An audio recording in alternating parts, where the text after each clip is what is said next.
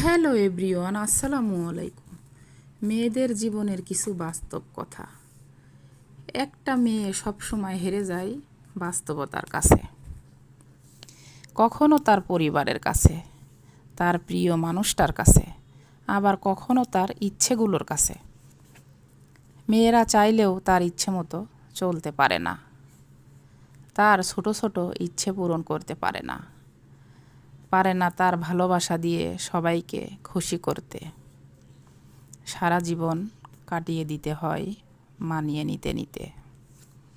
আসলে সবাই মেয়েদেরকে নিজের সুবিধা মতো ব্যবহার করে যায়।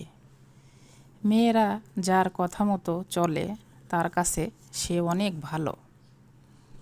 হ্যাঁ, এটাই মেয়েদের বাস্তব জীবন।